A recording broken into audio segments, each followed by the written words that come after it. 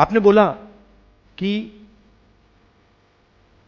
हमारा education system था, आपका एजुकेशन सिस्टम कभी नहीं रहा है।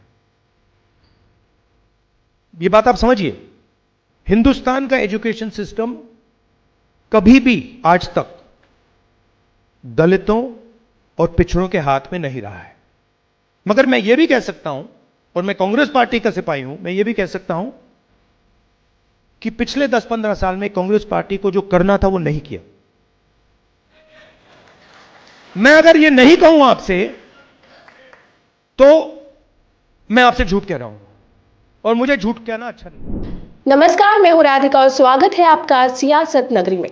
लोकसभा में नेता प्रतिपक्ष राहुल गांधी ने गुरुवार को कांग्रेस पार्टी की ऐतिहासिक गलतियों को स्वीकार करते हुए बड़ा बयान दिया। उन्होंने कहा कि 1990 के दशक में कांग्रेस ने दलितों और पिछड़े वर्गों के हितों की उतनी रक्षा नहीं की जितनी उसे करनी चाहिए थी।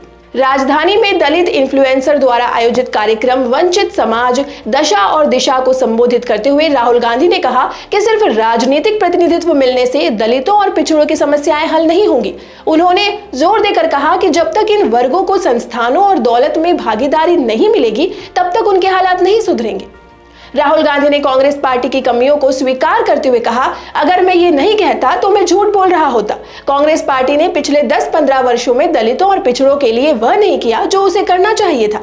अगर कांग्रेस ने उनका भरोसा बनाए रखा होता तो आरएसएस सत्ता में कभी नहीं आ सकती थी। उन्होंने कहा कि कांग्रेस को अपनी ऐतिहासिक सच्चाइयों का सामना करना होगा और इन वर्गों के साथ एकजुट होकर आगे बढ़ना होगा।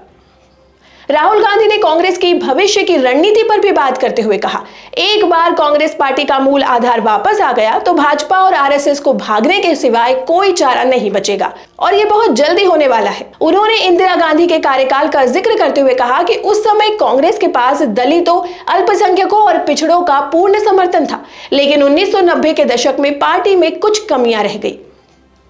राहुल गांधी ने कहा कि केवल राजनीतिक प्रतिनिधित्व से समस्या हल नहीं होगी।